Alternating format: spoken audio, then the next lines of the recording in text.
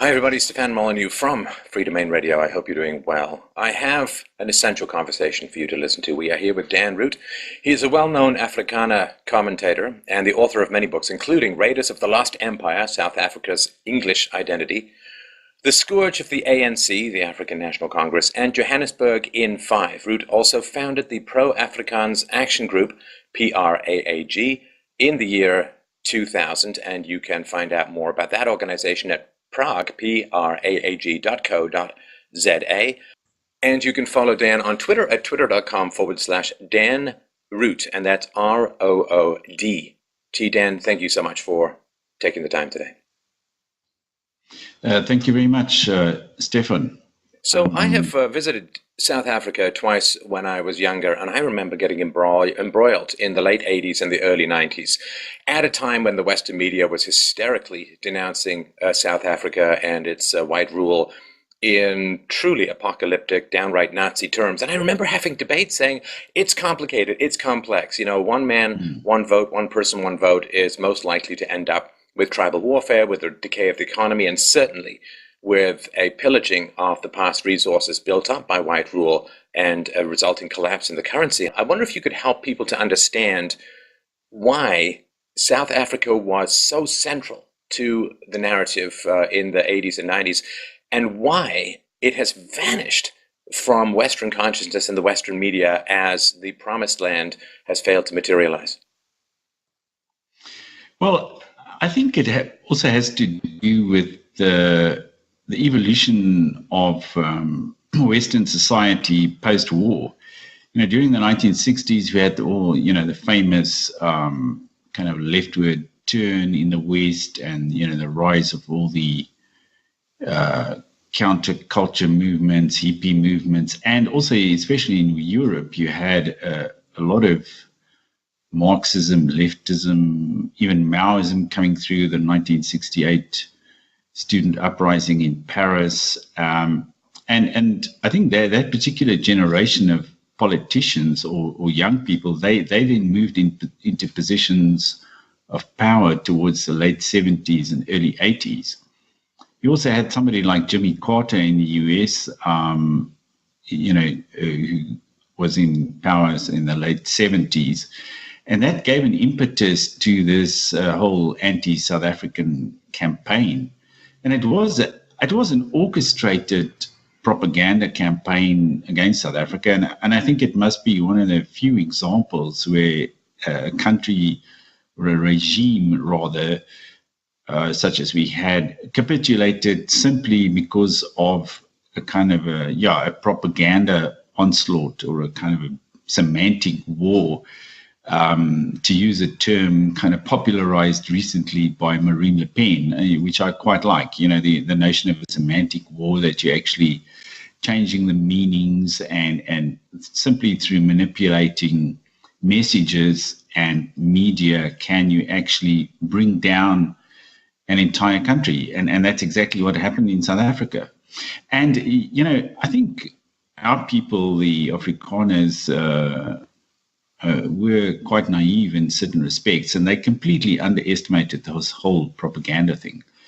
And they thought that, if they did the right thing and built enough hospitals and schools and so on for black people, and they also had a strong enough army that they could withstand any form of assault on us. And and they saw the main thrust of the anti-South African campaign coming from the ex-Soviet Union, Eastern Europe, and China to a lesser extent. But I think they never envisaged that it would come mostly from the Western countries. And, the core Western countries, USA, UK, France, the Netherlands, and of course, Scandinavia.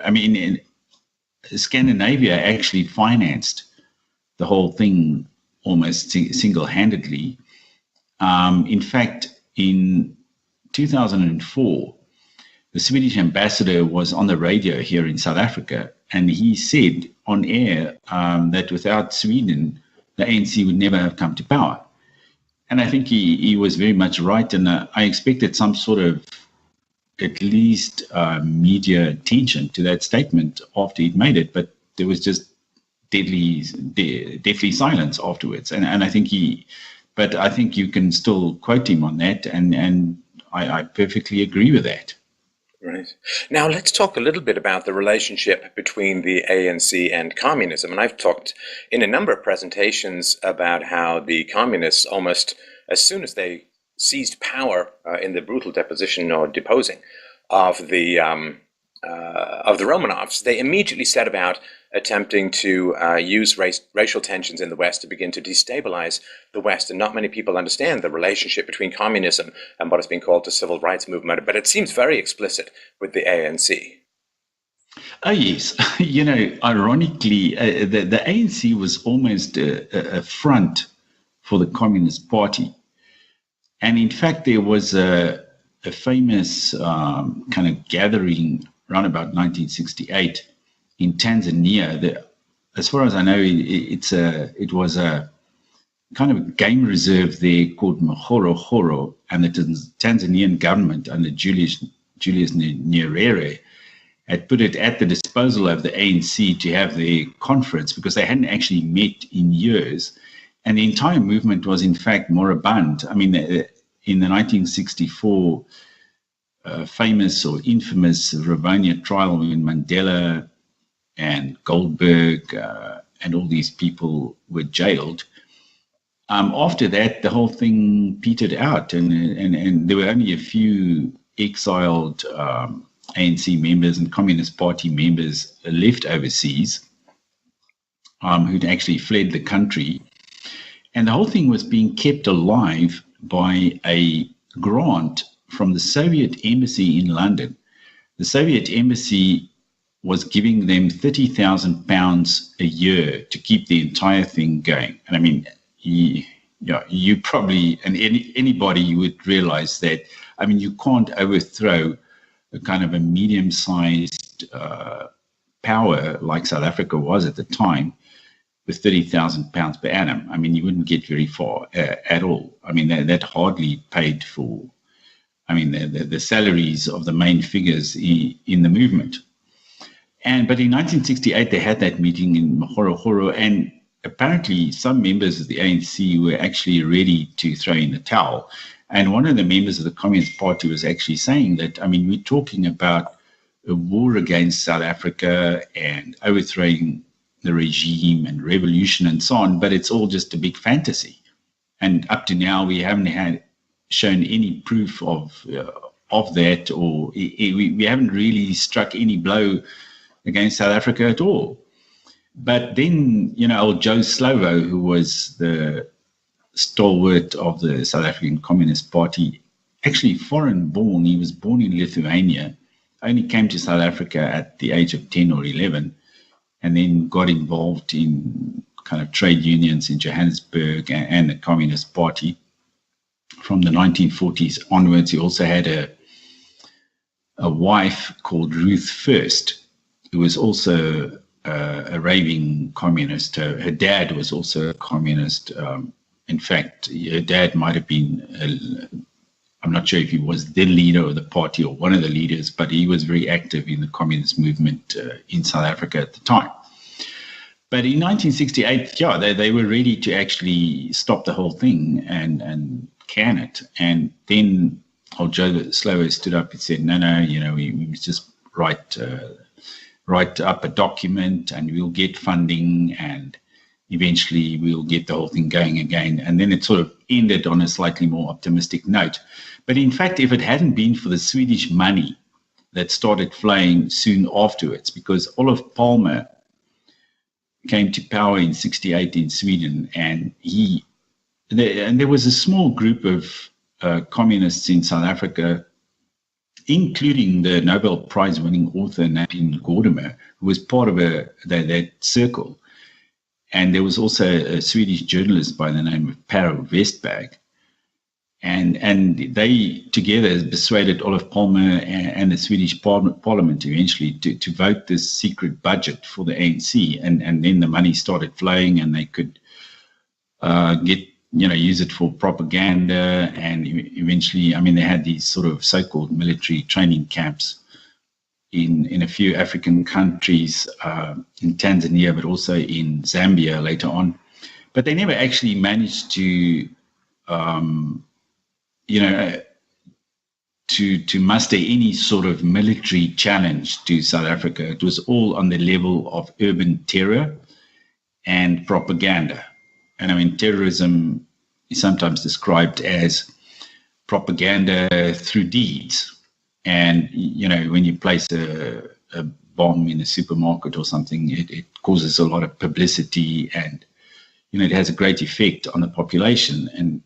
And that was the whole purpose of that kind of warfare. In fact, fairly recently, I'd come into contact with an elderly lady.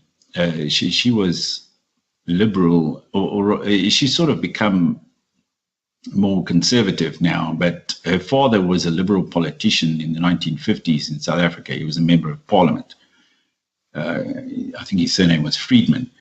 And she explained to me that she'd had some contact with these communists in the 50s in Johannesburg, and one of them had come to her father's house and told him about this new form of warfare, which entailed both propaganda and urban terrorism, and whether he wouldn't like to join up with the movement, but he then declined.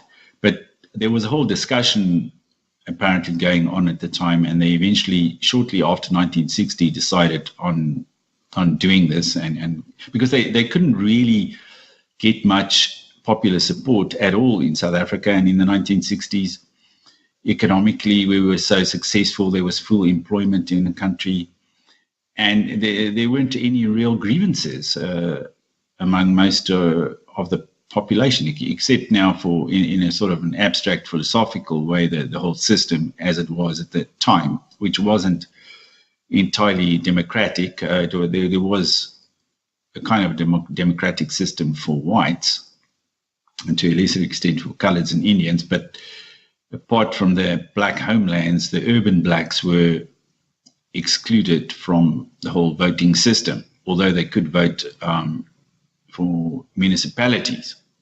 But eventually, even this kind of inchoate democratic system was also sabotaged by the revolutionary movement, in that they started attacking anyone who participated in the official structures and elections and so on. And they literally killed or murdered town councillors and so on. And through there was another very interesting book by a lady called Dr. Anthea Jeffrey, and she still works as a researcher for the local Institute for Race Relations, which is a kind of a liberal think tank in South Africa that has existed for years. I mean, I've even got some of the reports going back to the 1930s.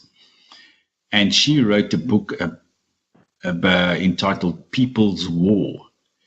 And this was the concept that the ANC and the Communist Party apparently had studied in Vietnam, in North Vietnam, towards the 1978 or so. Vietnam was then ruled, of course, by the revolutionaries after the fall of Saigon in 73. And they explained to them that the main thrust of your warfare was not against the enemy, but against your own people, that you have to, by means of terror and intimidation, you have to cow anyone who goes against your ideas and your movement. And anybody who's critical and also who cooperates with a so-called enemy, those people should be targeted. And that's how they also devised this so-called necklace method of executing people by placing a tire around their necks and dousing it with petrol, gasoline, and then setting it alight. And up to 400 people were killed like that in various black townships around South Africa. But eventually, the propaganda campaign wore on, and it ultimately overwhelmed the old National Party. I think P.W. Botha, who was the last president to actually offer resistance to this, but he started getting a lot of flack from the local media as well. And then he was eventually betrayed by his own cabinet, and they went against him, and he had to resign. And he was then replaced by Mr. de Klerk, who went the whole hog, as they say, and simply handed power on a plate to the ANC and the Communist Party. Well, but to be fair, he didn't think he was doing that. I mean, he, I think, was delusional enough about race relations to imagine that the blacks were all going to vote for him, and it was going to continue as before. And of course, that was the ideal. Nobody claimed that they wanted to destroy South African prosperity or destroy rights for the white minority and so on. It was, of course, supposed to improve everything. And de Klerk does seem to have really believed all of that stuff. Yes, I think you're quite right. I mean, he had a kind of a sense of his own omnipotence, which I think was caused partially by the huge wave of publicity he got when he took the step of releasing Mandela and unbanning the ANC and the Communist Party. And then he turned into a kind of darling of the Western media. And one of the local journalists also told me once that during the negotiations in the early 1990s, the main negotiator of the National Party, Rolf Meyer, who actually eventually did join the ANC, he was more concerned with communicating with the foreign media than with the local media. The local journalists couldn't get an interview with him, but if you were from the Financial Times or the New York Times or the Guardian in London, he would leave everything and speak to you right there and then. So they were trying to please the foreign media more than anything else. And I mean, they swallowed this whole notion of the integrated multicultural society that was being bandied about at the time, and that had already shown, all sorts of cracks and fissures in the USA. And I think the other thing that has often occurred to me is that we didn't have television until about 1976. So which in a way was very good for us, because we spent our time reading and listening to the radio and going to the opera and things like that. We had a much more traditional culture because we didn't have TV. But in 76, we then got it. And shortly after that, of course, the Soweto riots broke out. And I think the government didn't realize what sort of explosive potential these images of police, the police confronting crowds of black people and shooting and violence and blood and so on would cause overseas. And even though that wasn't planned at all by the ANC and the SACP, I mean, to them it was just a windfall that came to them. But we weren't that aware of the preceding history in the USA during the 1960s when they had race riots and the effect that had in the USA.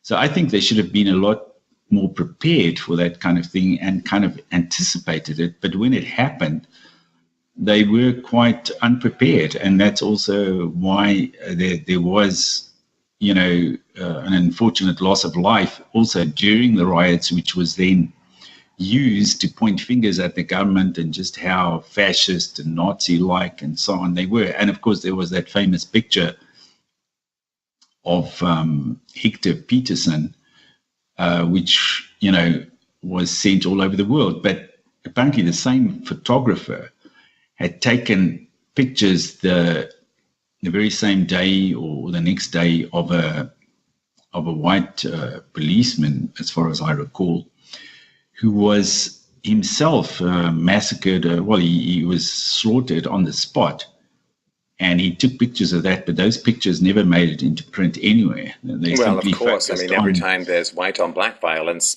it is shot to the very top, and page one, top of the fold.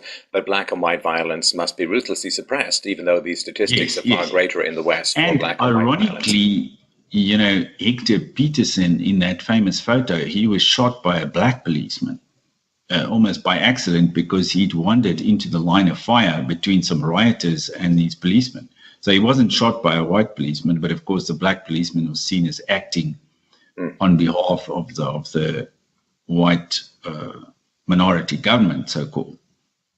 Now, let's talk a little bit about South Africa in the past, because a lot of people who think of it as the pariah nation outside the bounds of the West, outside the Western tradition, rejected and scorned by European civilization and its derivatives. But this is not the case. It was an honored member of the West, of course, Exactly. as you point out in your videos. South African troops fought in both of the world wars and other conflicts, and there were good trade relations, good cultural relations. Exactly. The turning of the West on South Africa is a relatively recent phenomenon. For the previous set of couple of centuries, this was not the case at all.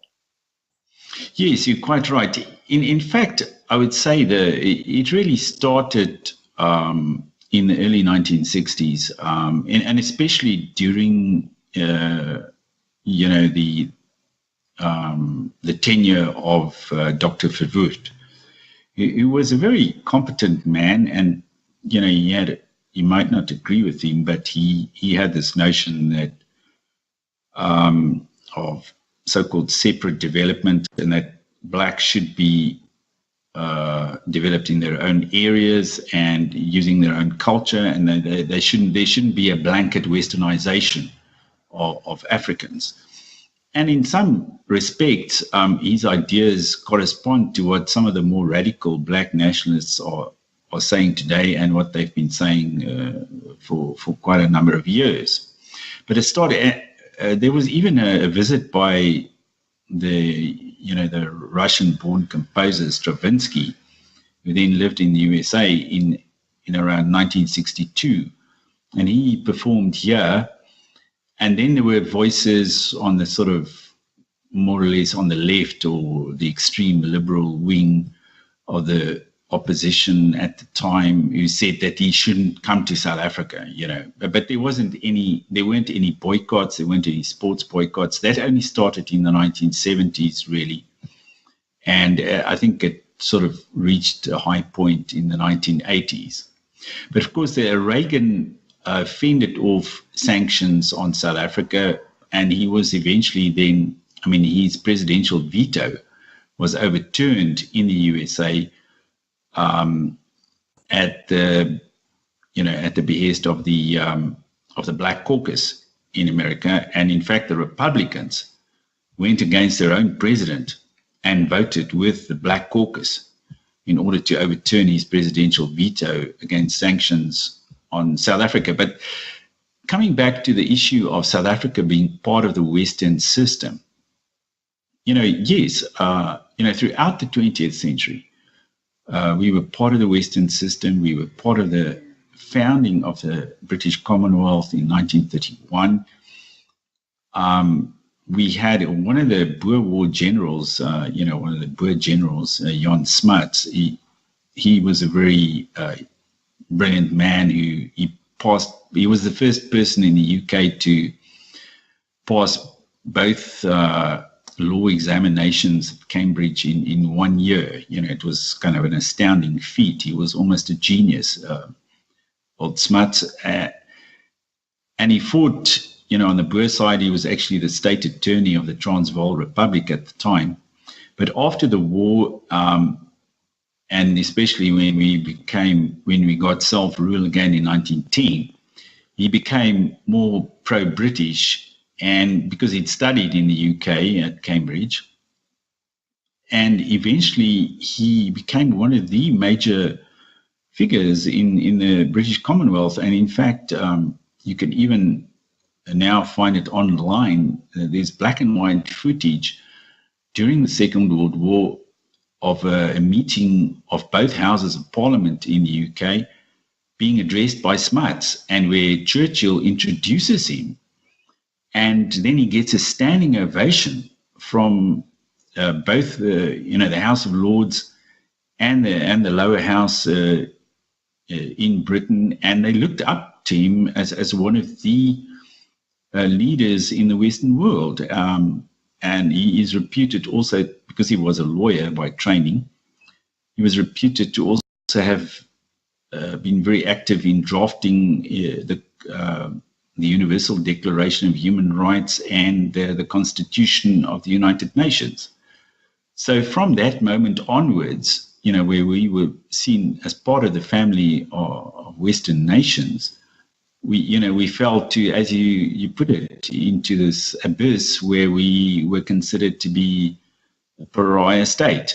And that was purely the effect of, this huge propaganda campaign that was deliberately being orchestrated against us in the Western media. And of course, there were intelligence agencies involved as well, and especially the East German intelligence agency, because there was I read Joe Slovo's biography not so long ago, a few years ago, and there was a lot of contact between Joe Slovo and Marcus Wolf, who was the head of the East German intelligence at the time.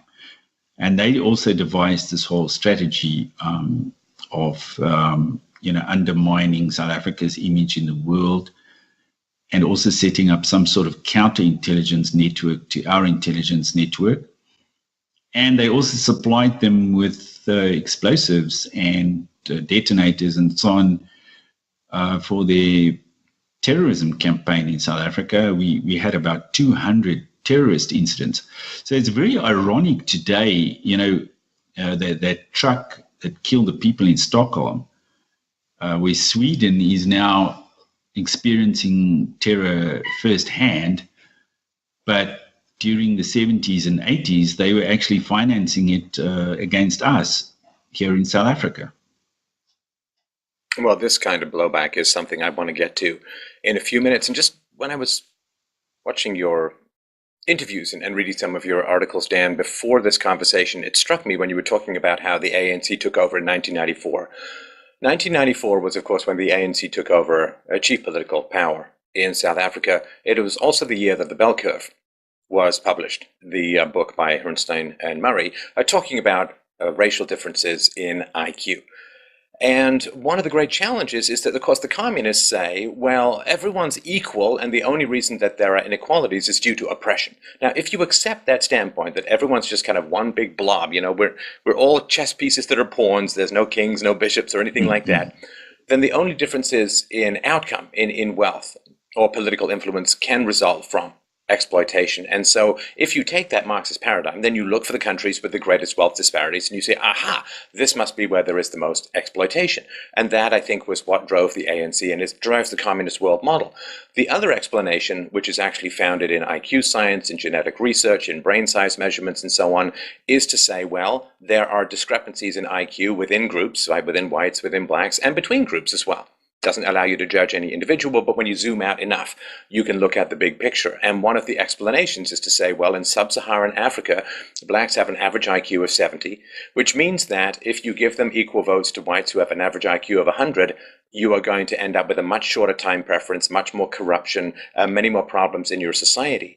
And the blacks, of course, had been running, to some degree, South Africa for tens of thousands of years before the whites came along, hadn't achieved a whole lot. The whites come along and their standard of living increases. For the blacks, the number of blacks increases because of better farming methods. They have better access to modern medicine. Infant mortality goes down, which is, I think, why you were talking about there were few problems in the 50s and 60s. And of course, when I was there, I remember talking to people saying one of the big problems is that blacks are desperate to get into South Africa from other black-run countries. So these two explanations of human disparities, one being the bell curve and the other being communism, I think came to a head in 1994. And I think people's unwillingness to admit that Herrnstein and Murray made a very good case, a solid case that was later verified by the American Psychological Association and has been verified endlessly ever since. people seem to want to reject that science and reject that basic reality and return back to this Platonic dream of human egalitarianism that, when implemented, so often results in tyranny and dysfunction. In fact, always, I think. Yes, well, you've touched on quite a controversial topic there, but it's a very interesting one. I went to a university here in Johannesburg called the University of the Witwatersrand, which is also sort of like some sort of Marxist re-education camp when I was there. It was just amazing. In fact, in the first year, our set text in political science was The State in Capitalist Society, which was written by one Ralph Miliband, who was a friend of Joe Slovo's. And in fact, his two sons, Ed and David, later became very prominent figures in British politics, on the Labour Party side. But in fact, I'd never heard of this notion that there were differences in IQ between blacks and whites. And it was only when I read the first review of the bell curve in the Wall Street Journal, and I was really intrigued by this. And then one weekend, I got the flu and I couldn't sleep. And as it happened, I bought the last hardcover copy of the bell curve at the bookshop at the shopping center near where I lived. And I read the thing through in one sitting, all 1,000 pages of it or whatever. And it was absolutely fascinating. And yes, and it did give me some insight into, the role of intelligence and IQ in life, and even among, even among Europeans. It stands to reason that there's only a small percentage of really gifted people in society who turn into rocket scientists or inventors and brilliant engineers and so on. And in South Africa, of course, there's constant talk of the inequality and the persistent inequality in South Africa, even though whites are now being deliberately excluded from the job market and being deliberately impoverished. If you're a white person today without some sought after university degree, only with high school diploma, then you won't find a job. You'll have to then become an entrepreneur, or you'll have to work in a small business, perhaps run by other white people or relatives or so on. And a lot of those people fall through the cracks and they end up in slums and so-called squatter camps. But the notion, that blacks could,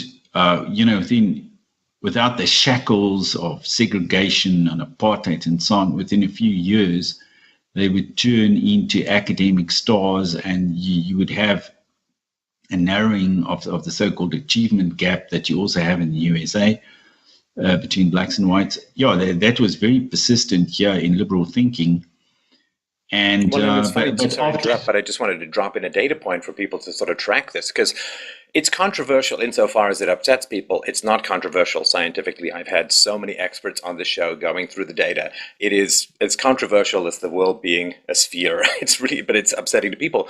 But if you compare, say, the Ashkenazi Jews who were fleeing Europe after hundreds and hundreds of years of persecution, after a Holocaust and so on, they fled to North America. Ashkenazi Jews have the highest IQs of any group, particularly verbal IQs, in the 120s on average.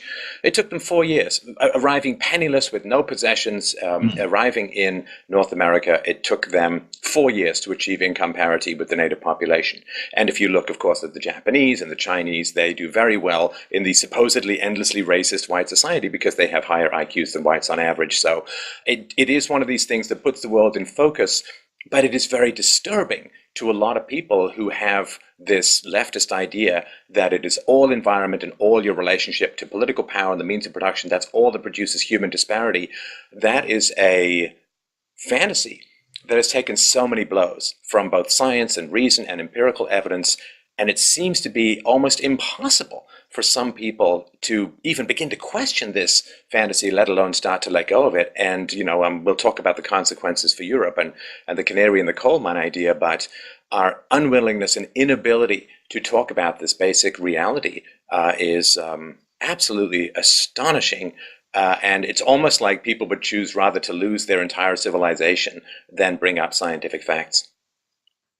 Yes, I think quite a few people have actually compared this to, the situation when, right about, in the 15th century, when Galileo was making the point about the Earth revolving around the sun, and the church denounced that, and eventually was forced to recant on his doctrine. But then Pascal, the famous French theologian and philosopher, said that if the Earth moves, a decree from Rome is not going to stop it. So no matter how much left liberal hysteria there is around these issues, it's not going to change the reality. And you can see, people in South Africa these days, even in our liberal media and so on, they are talking about the failure of education, so-called, and the collapse of education and so on. And a lot of these figures are not published, and they're kind of kept secret almost. But if you speak to teachers who are involved in the education system and so on, the math grade, the average math grade in Soweto is about 20%. So they've even now introduced a dumbed-down form of math called math literacy, and where you don't have to do real mathematics at all, but you do stuff like, I don't know, like really elementary school arithmetic and just talking a little bit about, your income and how much you pay for your rent per month and that sort of stuff. And even that has got a very low pass rate. And you find that among the more demanding sort of courses at university, the black admission rate is very, very low. And in fact, what's quite interesting too is that some of the foreign Africans from other African countries up north, a lot more of them get admission to some of our university courses than the local blacks, because I think they are genetically quite a bit different to them. And, they've also lived in countries where the Arabs have been active for centuries and so on, or Indians and so on.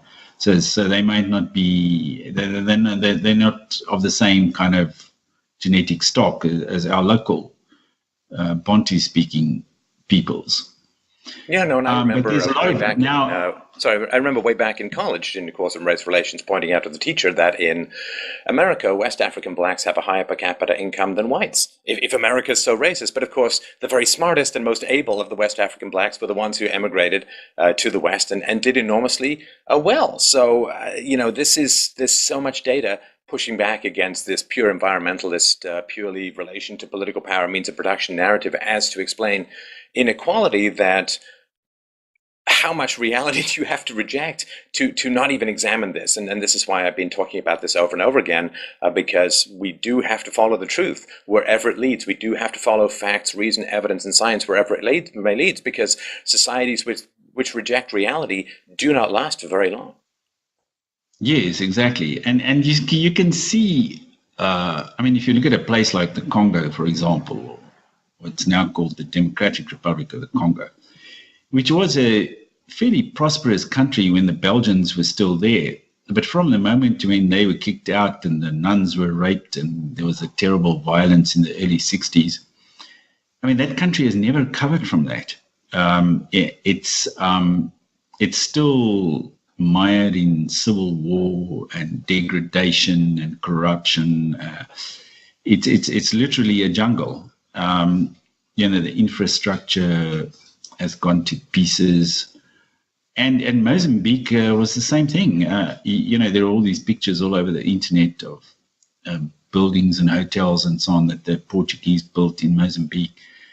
And just after the Civil War there and a decade or two of Afro-Marxist rule under Samora Machel, it was all... it was almost as if Mozambique had returned to the early Iron Age, where they were before the Portuguese set foot there. And it's a very strange thing to think. And I mean, being a philosopher means always being sorry that you're right. And I wish all of this had been wrong. It would have been wonderful, of course, if the poverty within the black communities in Africa had been the result of colonialism. I think it would have been wonderful in many ways, because then when the British and the Belgians and the French when they left Africa, then these countries could have flourished. They could have done well. They could have contributed to world culture, world science, world literature, world civilization, and so on. That would have been great.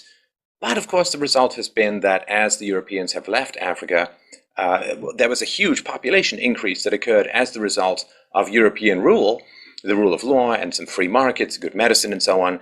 And now what seems to be happening, and correct me where I go astray, Dan, but now what seems to be happening is after the Europeans left, the pressures on population, the pressures of lower food production, the pressures of increased poverty is starting to drive the indigenous population to leave Africa and, of course, start flowing north into Europe and so on. And it's one of these ironic things. It's like white rule was the worst thing ever. Now white rule is over. It's like we better get to white countries as quickly as humanly possible. And again, none of this can be explained in any Marxist analysis, but the IQ stuff puts it all in perspective. Yes, you're quite right. And even, some of the liberal politicians in our country, such as Miss Helen Zille, have made certain remarks for which she was heavily criticized. And in fact, I mean, she was practically kicked out of a party and disciplined by the new black leader that she'd actually appointed in her place in the first instance, simply for saying that everything about colonialism wasn't bad because it brought literacy and medicine and education and infrastructure and so on to Africa. And she was then immediately denounced. But she'd also made another statement a few years ago when she said that there were educational refugees from the Eastern Cape to the Western Cape, where she's still at this very moment the provincial leader or premier of the province. I mean, the Western Cape is the only province in South Africa not ruled by the ANC at the moment. And what she was saying there was that the Eastern Cape, which is a really black majority province, and probably, next to the Limpopo province, it's the most backward province in South Africa. I mean, the GDP must be about 4% of ours, even though it's got a population of, 12 million or so people. And they would literally flee their own ethnic group's rule to go to another province, which is, some people say that the Western Cape is run by white racists because there are still many whites involved in the provincial government. And and ironically, of course, it has the best public health system, best public education system, and so on, much better than the rest of the country. But they flee their own province and their own leaders to go there. And, exactly as you pointed out earlier on, during the days of the evil apartheid regime in South Africa, people from Mozambique and Zambia and Malawi and all these places, did their best to come to South Africa to experience this society with its order and its prosperity and forward planning and so on. I mean, just over the last few months, Cape Town has actually run out of water because there's a drought there, and they never in the past 10 to 20 years, even though the population was growing rapidly they didn't anything to increase they didn't do anything to increase the water supply. Now, under our old government, there was never any electricity shortage. There was never any water shortage because these things were planned 20, 30 years in advance. I mean, this whole area where I live around Johannesburg doesn't have any water of its own, but we actually pump water from hundreds of kilometers away from the Lesotho highlands in the independent country of Lesotho, under an agreement that was drawn up in the 1970s. So that's why we've got water here, because some people at that time worked out we're going to run out of water and we'd better do something about it. And it was one of the largest engineering projects that this country had ever undertaken. But yeah, I mean, elsewhere in Africa, these things are just not done. And rightly, as you say, there's sort of a lack of foresight, a lack of planning, and you see it all the time. People are running out of things, or, under this government, they run out of paper, or they run out of this or that in the government and administration all the time, because, until that stock of paper is depleted, you're not going to think of, okay, maybe I should order some now before we run out completely. That happens all the time. Right. Now, one of the things that you've referred to, and I think is very important, Dan, to get across to the audience as a whole, is this concept of South Africa as the canary in the coal mine. Because what is slowly happening to Western countries as a whole, some faster, some slower, is that whites are on track to become minorities in their own countries within decades. And that is a relatively slow process, which has its pluses and its minuses. It's not as alarming to a lot of people, but it means that there's still time to figure out what to do.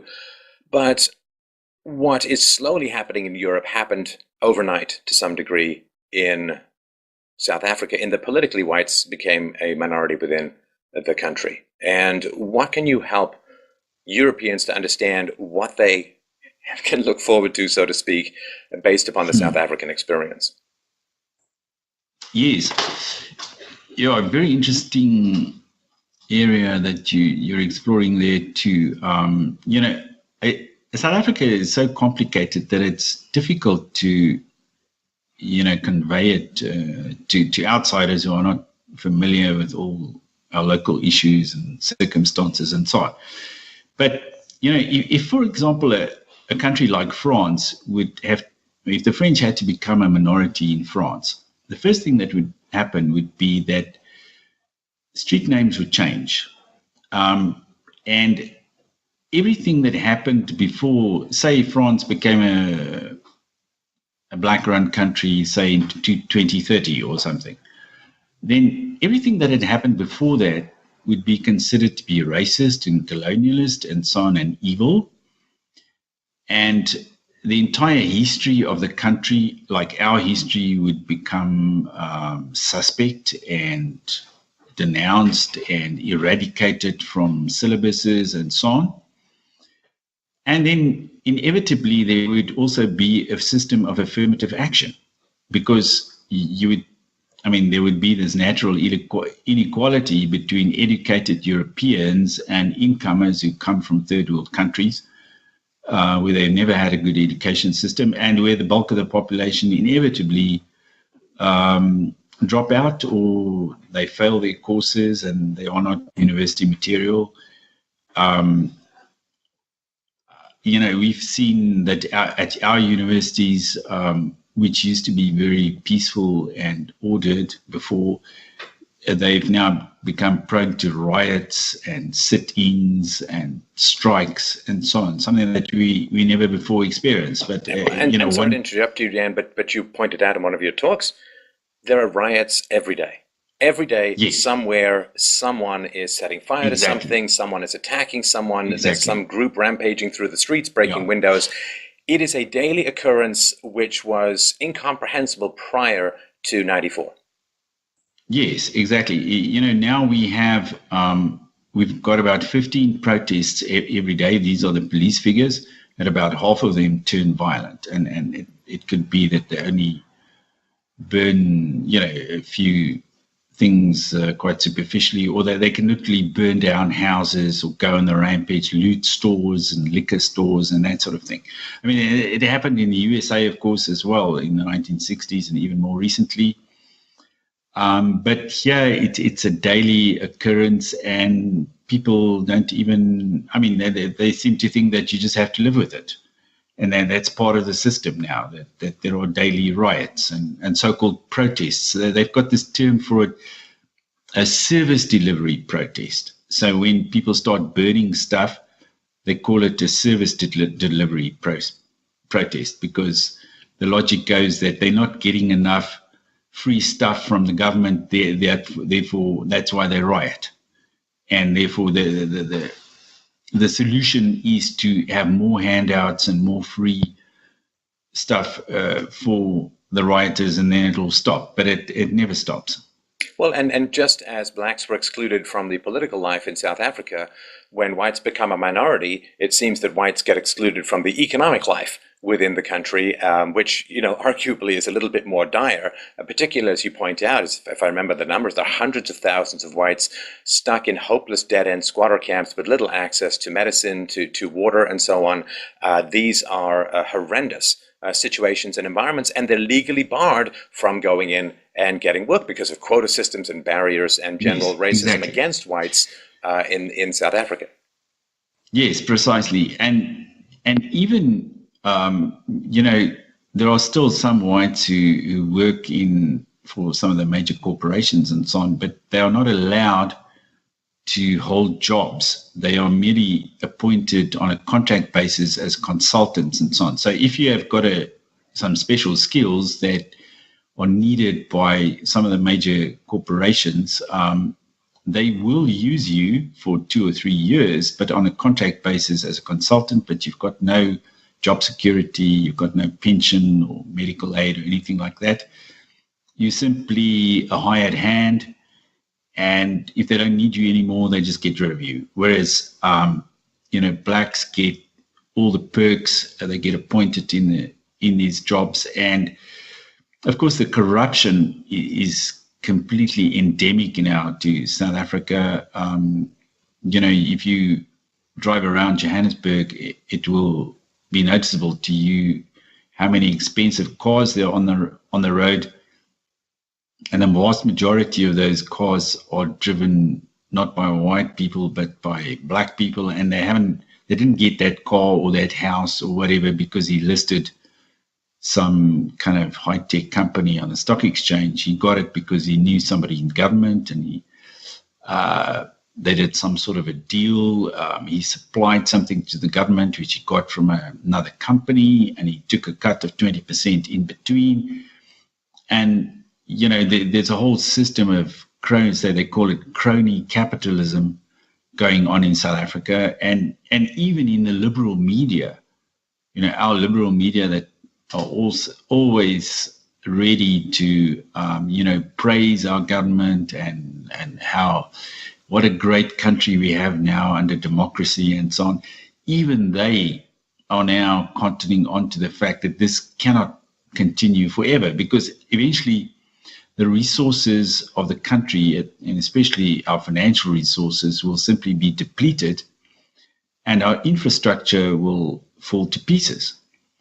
And, whereas our main sort of highways and so on are still in a fairly good condition because they're sort of semi-privatized and run by a road agency. I mean, if you look at the state of some of our smaller roads, and, it's terrible. It's full of potholes, and there you can see the effect of this corruption, because in municipalities, for example, they don't spend any money on maintenance or infrastructure. It all goes into salaries and perks and foreign travel, living it up in 5-star hotels, restaurants and entertainment. I mean, there are scandals all the time in the newspapers where, some government official or mayor would spend a few million on takeout in a year. I mean, he would get so many Kentucky Fried Chickens and McDonald's and whatever delivered to his office that it would run into the millions in any single year. So yeah, it's a dire problem, the Well, and I corruption. wanted to mention also as well, I mean, those are the longer term issues. What seems to me more immediate, Dan, is this question of the food supply. Because, Yes. as you know, the Afrikaners are famous for their farming expertise and competence and have become the breadbasket of South Africa and other places in Africa. And when I think about other countries, Zimbabwe, Rhodesia, and so on, where the whites were kicked out or the land was expropriated or something like that, now I think it's in Zimbabwe, they're begging the white farmers to come back because they just can't maintain the same level of food supply. Now, what happens then, of course, is that people are going to start to flee the country, and where are they going to go? They can't go south, it's an ocean. Can't go east or west, they're going to head north. And now that Libya has been destroyed, the barrier between sub-Saharan Africa, North Africa, and Europe has been torn down. And so the anti-white racism and the hostility towards the white government that occurred, as you point out, starting from the 60s onwards, that was driven by Europeans who pushed up their noses and said, oh, what terrible racists, and so on. The blowback from this could be extraordinarily intense. By removing the higher IQ populations from running the countries, those countries are going to decline. The chances of surviving within those countries are going to go down. So people are going to start fleeing, and they're going to head north. And it is a horrible thing that it's the children of the propagandists who are going to have to face the challenges that this is going to occur. But my particular concern immediately is food supply, because that's the one thing people just Yes. won't do without. Yes, exactly. And we, together with the old Rhodesia and South Africa, I mean, we used to produce enough food to almost feed the entire sub-Saharan Africa. We had surpluses in maize and all sorts of other products. But now it has, I mean, even though this year there's been a bumper maize crop, just because we had some good rains and so on. But generally speaking, food production is declining. The number of farmers is in decline due to the violence and the farm attacks and so on. And also due to all the government laws that are being directed against farmers. And of course, in Zimbabwe, you had the extreme example of land simply being taken away from legitimate owners, and they're now talking about they're doing the same thing in South Africa. In fact, under pressure from the extreme left, the extreme Afro-Marxist left, the government has now accepted the doctrine of expropriation without compensation. And they are planning to actually just take land from farmers and without giving them anything in return. And that's going to have a catastrophic effect on South Africa and on the entire subcontinent. Because Zimbabwe still gets quite a lot of food from South Africa, which is paid for by foreign aid agencies and Oxfam and the like. And sometimes, it's given to them. They get loans and things like that from our government. They even got free electricity, and I think they still get free electricity from us, whereas we have to pay for it. That's going to have as you say, a knock-on effect, and it's going to lead to more instability and more migration to the rest of the developed world, because we're the only really developed country in sub-Saharan Africa, and so if we can no longer supply people with food and transport and so on, they will simply go and look for it elsewhere. And Africans, unlike say a few decades ago, they're now very informed about conditions overseas due to modern communications technology, cell phones, smartphones, and that sort of thing. So they know exactly what it looks like in Europe and the United States. And they're mobile. There are some cheap flights from Africa.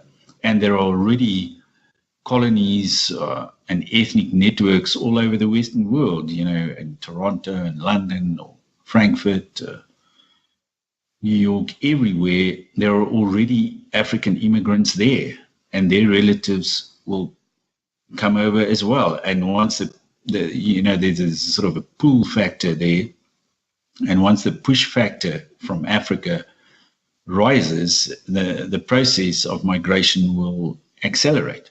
And demography is the biggest thing that's going to change the world. I mean, there's that well-known commonplace from Auguste Comte where he said demography is destiny, and that's a fact. And we've experienced it in this country because our government, even though in the late 1940s they held a symposium at the University of Stellenbosch down in the south of South Africa, and somebody stood up there, one of the demographers, and he said, by the turn of the century, by the year 2000, there are going to be 20 million black people in South Africa.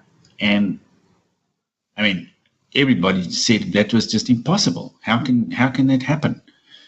And now there are 40 million black people in South Africa. So they constantly underestimated the demographic growth in South Africa, and just like we did, the rest of the world is doing the same. I mean, the UN is predicting that there are going to be at least 4 billion Africans by the year 2100. So in fact, the whole planet is going to be an African planet.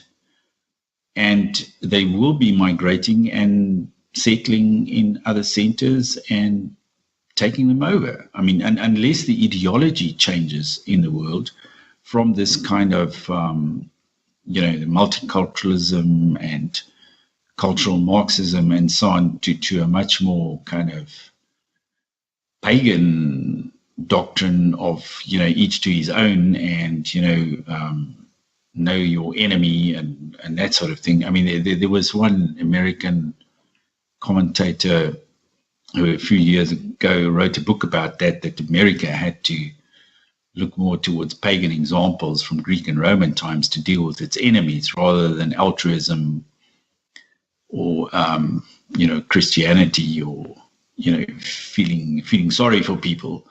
You should only look after your own interests. I mean, unless the West, and I don't foresee that at the moment, given the current state of affairs, develops a kind of certain strategic selfishness, they will eventually be overrun, just like in that famous novel by the French novelist Jean Raspail called The Camp of the Saints. You must have read that one.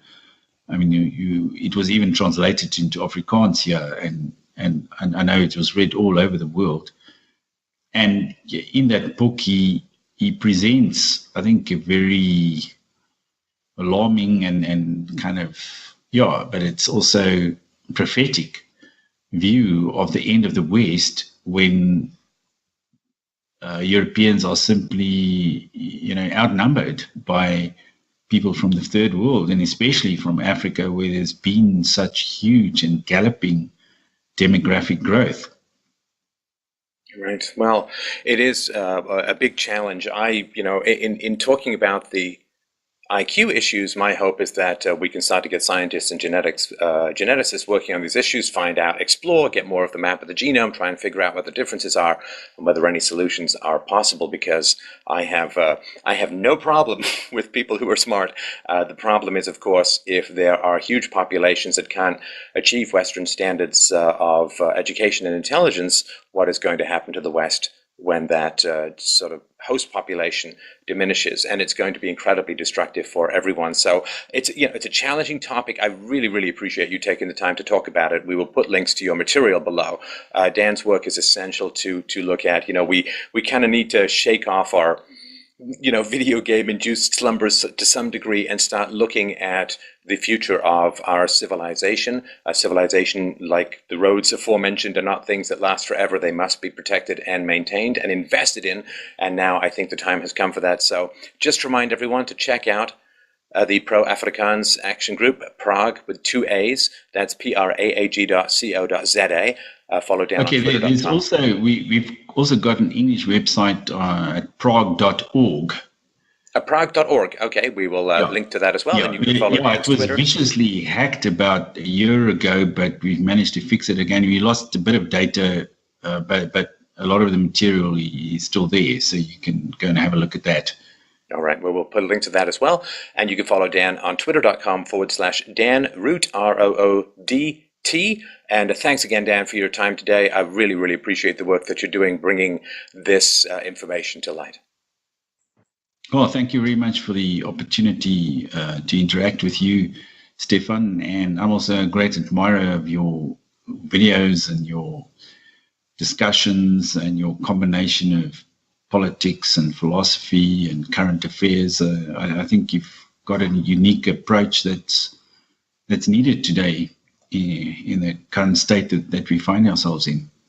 I am an unwitting warrior, unwilling warrior perhaps, but that's what needs to be done. So thanks again, Dan, so much for your time today.